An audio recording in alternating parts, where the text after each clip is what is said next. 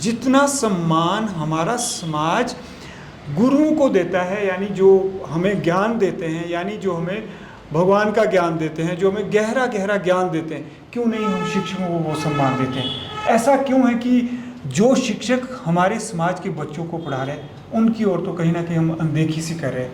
बहुत सारे कारण मैं कहना चाहूँगा, लेकिन जो गुरु हमें ज्ञान देते हैं उनकी ओर हम चाहे वो आंखें बंद करके भी हमें मानना पड़े वो मानते हैं। तो इस गैप को ब्रिज करना पड़ेगा। So you talk about bridging the gap between teachers and guru, but sir, in my opinion, both of these things are totally different.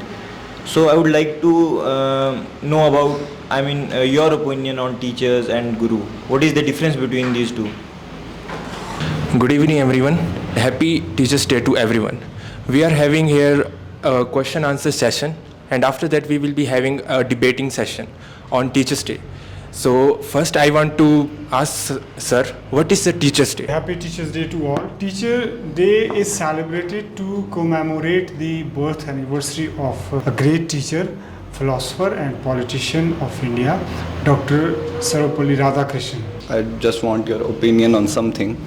There were times when India have great teachers like Mahatma Gandhi and Swami Vivekananda, and there are many more names which has great impact on our history. But nowadays there are no such names. India is lacking behind. Once a time when India was a world guru and now it's not. So what can we do, sir, in order to make India world guru again? The gap between Teacher Day and Guru Purnima should be bridged.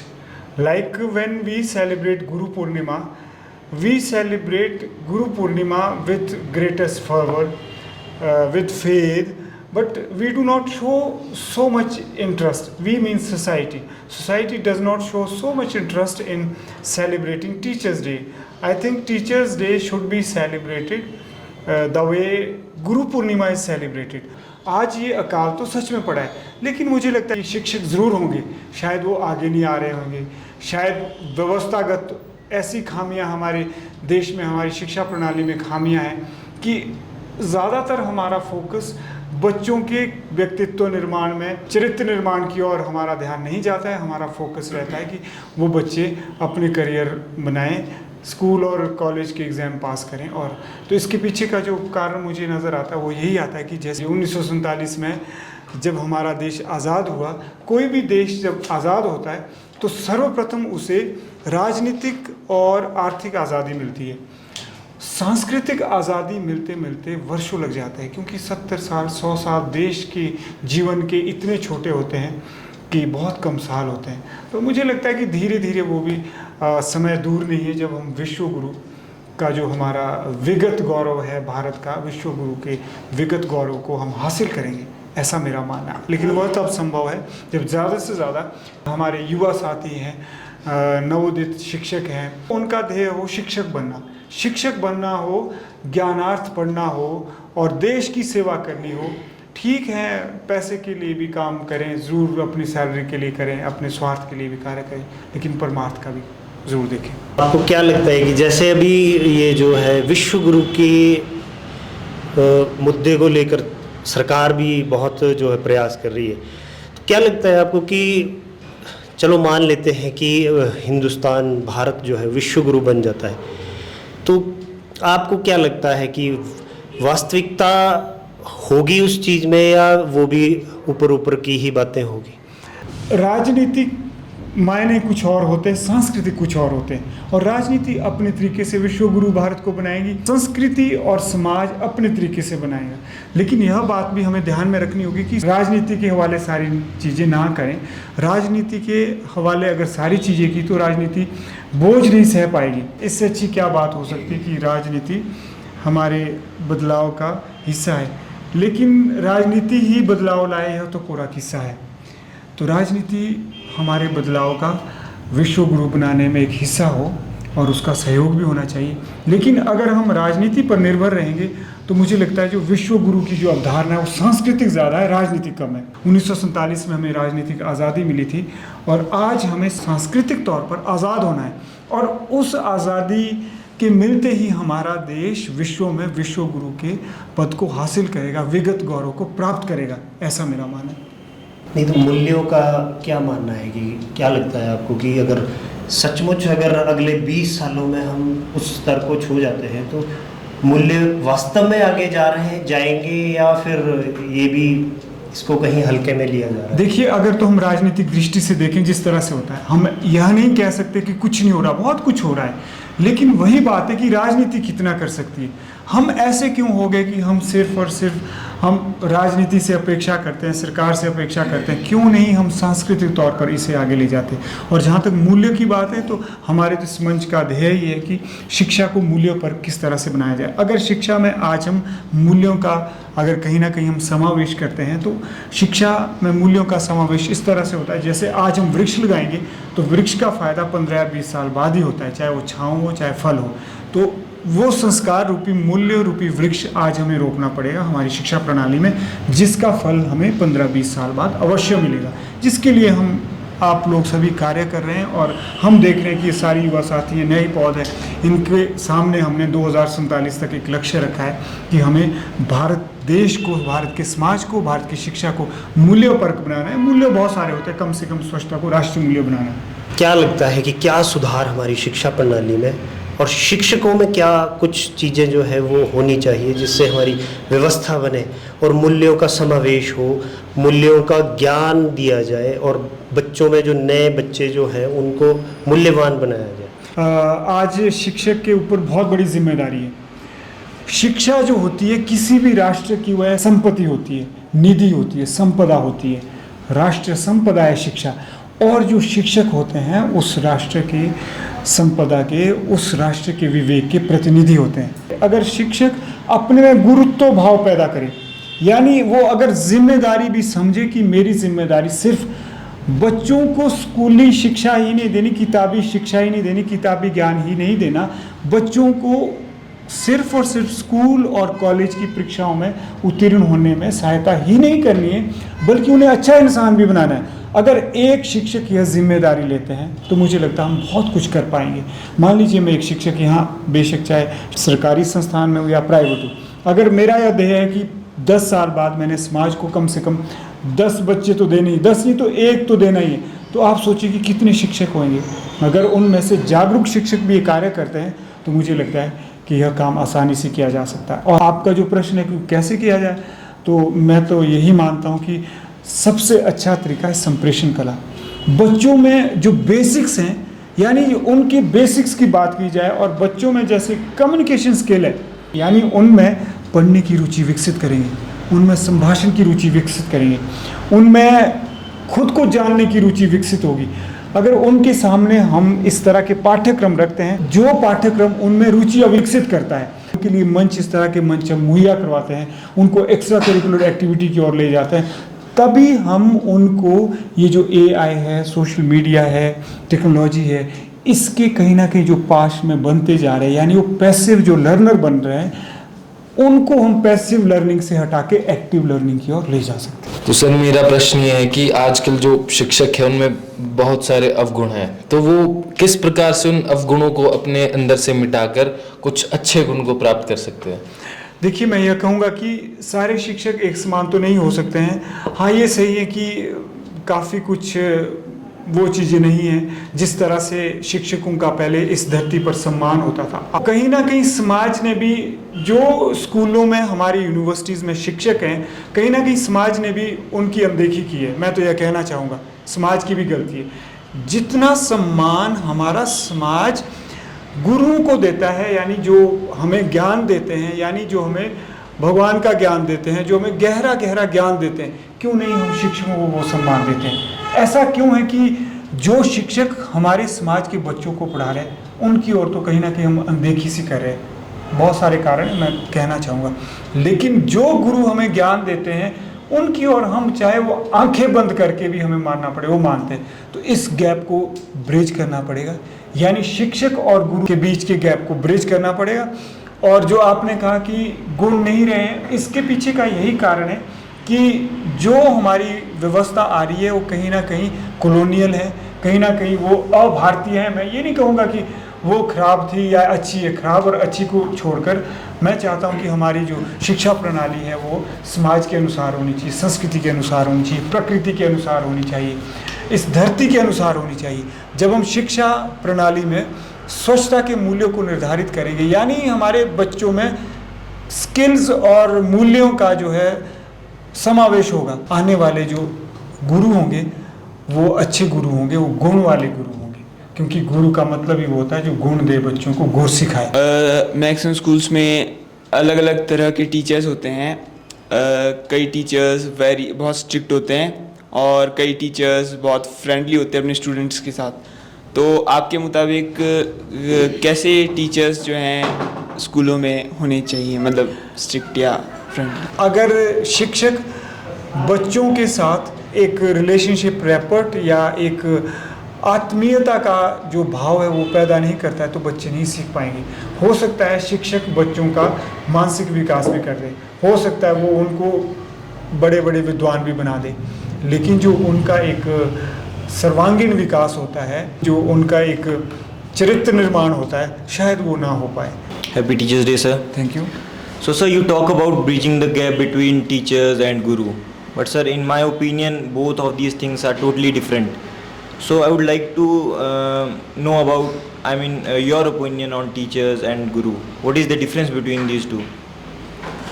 मैं सबसे पहले कहना चाहूँगा कि शिक्षक का मतलब होता है कि जो हमें स्कूल में पढ़ाते हैं, कॉलेज में पढ़ाते हैं, खास करके जिनका जो कंसर्न रहता है कि किस तरह से बच्चे पास हो जाएं अपनी परीक्षा में, अपनी जो उनका करिकुलम है उसको अच्छी तरह से परीक्षा में उत्तीर्ण हो जाएं, इतना सा जो एक शिक्षक का ध्येय होता है।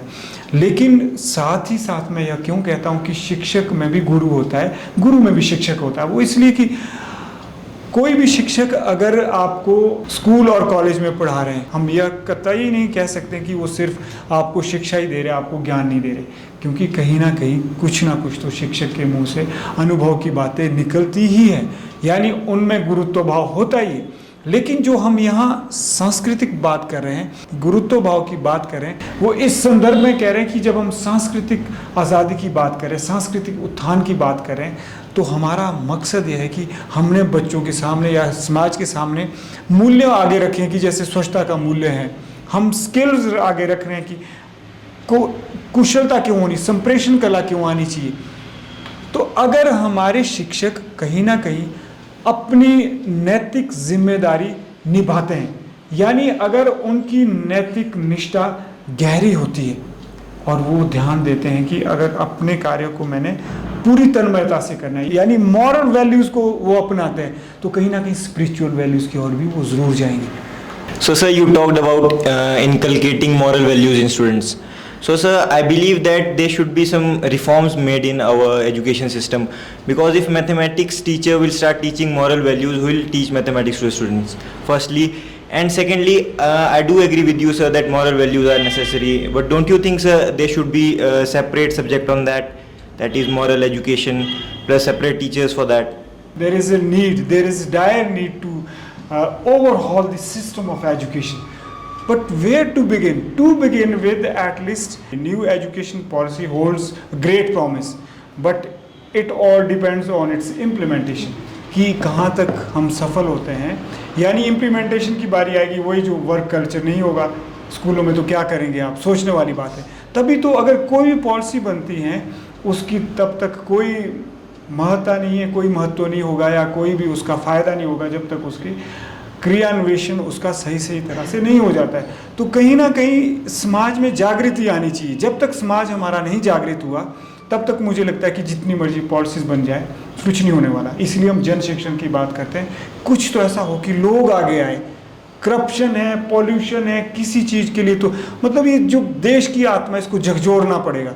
मॉरल वैल्यूज़ का मतलब होता है कि सही गलत क्या है, बाहर कचरा नहीं फेंकना है या हमें नशा नहीं करना है, अच्छे नागरिक बनना है। लेकिन जब हम स्पिरिचुअल वैल्यू की बात करते हैं तो स्पिरिचुअल वैल्यूज़ का मतलब तो बिल्कुल यह होता है कि बच्चे को खोज की ओर ले जाया जाए, अन्वेषण की ओर ले जाया जाए, वो साइंटिस्ट बने, वो स्पिरिचुअल लीडर बने, वो सोशल लीडर बने, वो पॉलिटिकल लीडर बने, ह्यूमन लीडर बने, वो लीड करने वाला बने। तो अध्यात्म का मतलब होता है कि उसका सर्वांगीण विकास हो। ज़्यादातर हम शिक्षक महाभारत के जो शिक्षक थे द्रोणाचार्य, कृपाचार्य, भीष्म पितामह, जिस तरह से मजबूरन वो एक जगह थे, हम शिक्षक भी कहीं ना कहीं ऐसे होने लगे। कहीं ना कहीं जैसे वो राजनीति के पाए से बंधे थे, वैसे हमारी भी कोई ना कोई पाया खड़ा और हम उससे बंधे, कोई अर्थनीति से, कोई राजनीति से, कोई मजबूरी है, किसी के हाथ बंधे। आज बेशक द्रोणाचार्य, कृपाचार्य, भीष्म पितामह और भी बहुत सारे जो महाभारत के जो शिक्षक थे, गुरु थे, उन जैसे गुरु बेशक आज है, लेकिन कृष्ण जैसे गुरु भी जरूर होने चाहिए। यानी जो धर्म की बात करें, धर्म का मतलब है कि कर्तव्य क्या है, अकर्तव्य क्या है, सही क्या है, गलत क्या है, क्या करना चाहिए, क्या नहीं करना चाहिए, कहाँ जा रहे हैं हम, क्या कर रहे हैं। तो कहीं ना कहीं ये चीज़ें होनी बहुत ज़रूरी है, मॉरल वैल्यूज़ भी हो और उसके साथ स्पिरिचुअल वैल्यूज़ भी हो। Sir, my question is that in this era of technology, with the revolution of AI, we have every information we want. We can get any kind of knowledge from internet nowadays. So, do we still need teachers to teach us something? Because there are so many people who have learned themselves from the internet, any kind of skills. And also, sir, in this era of technology, is it becoming easier or difficult for India to be a Vishwaguru? It is not that easy for India to become Vishwaguru in the face of technological advancement across the world. और जो दूसरी बात आपने कही कि सारा ज्ञान इस पे है, नॉलेज जो है फेसबुक पे है, सोशल मीडिया में है, गूगल गुरु हमारे पास है, एआई ने बहुत आसान कर दिया है सीखना। लेकिन माफ़ करना, अगर हम इस पे निर्धारित रहे तो ये क्या है, ये तो मशीनें हैं, इसको इंटेलिजेंस किसने दिया, हमने इंटेलिजेंस दिया है।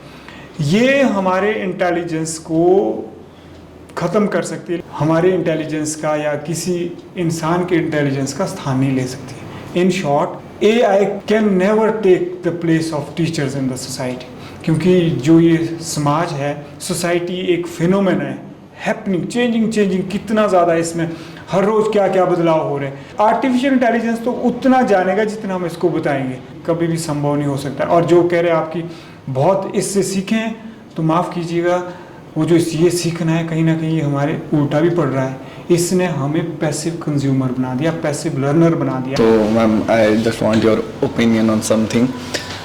In today's world, most of people who wants to become a teacher not want to be a teacher for teaching sake. They just want to be a teacher for landing a good job or getting a government job. And after they land a good job, they do not focus on the career of students. Like you have seen in primary schools, government schools, the quality of education students get, they are not that good enough. So what can be done in order to get rid of that problem? So it depends on the profession. If you are interested in that profession, you should go for that. Suppose I am interested in teaching, and I am trying for banking sector. So obviously it will affect my profession. Yes. कल के लिए मैं banking sector में जाऊंगी, वहाँ मेरा कोई interest नहीं है, तो उस इंटरेस्ट का कोई फ़ायदा नहीं होगा कि आप वहाँ पैसे के लिए जा रहे हो या फिर मनी पर्पज से वहाँ जा रहे हो। इसीलिए हमारी शिक्षा में बहुत सारी कमियाँ हैं, क्योंकि हमें ये पता नहीं होता कि हमें एक्चुअली हमें करना क्या है लाइफ में। Suppose you are studying, right, तो आपको पता है आपने कहाँ जाना है, क्या करना है, मुझे एजुकेशन क्यों लेनी है, किस पर्पज़ से मैं ग्रेजुएशन करूँगा, किस पर्पज़ से मैं आगे मास्टर्स करूँगा, मुझे जाना कहाँ है। क्योंकि हमारा पर्पज़ ही हमें यही सिखाया जाता है कि हमें पढ़ना है तो हमें मनी पर्पज़ से पढ़ना है, क्योंकि हमें अर्निंग करनी है अपने लाइफ में। तो एजुकेशन जो है कमर्शियलाइज्ड हो चुकी है, तो यही हमें समझना है कि एजुकेशन हमें क्यों लेनी है, इसका मकसद क्या है। तो मुझे नहीं लगता कि अगर आप अपने इंटरेस्ट से अपनी फील्ड में जा रही हो और वहाँ आपकी फ्रस्ट्रेशन कहीं निकलेगी, तो आई डोंट थिंक कि ऐसा इट विल हैपन। तो आपको ये डिसाइड करना चाहिए कि मेरा इंटरेस्ट किस में है और मैं कहाँ सबसे ज़्यादा अच्छा कर सकता हूँ, बेहतर कहाँ मैं कर सकता हूँ, और मुझे जहाँ पे संतुष्टि मिले और कम से कम पैसों में भी आप अच्छे से अच्छी लाइफ गुजार सकें। तो it depends on again education कि आप क्यों लेना चाहते हो, एक पर्पस होना चाहिए आपको अपनी लाइफ में। Thank you everyone for watching and hope so you like this video. Plus sir will be excited to answer all your questions, so you all are welcome to the comment section of the video. Jai Hind, Jai Bharat, Jai Vishwa.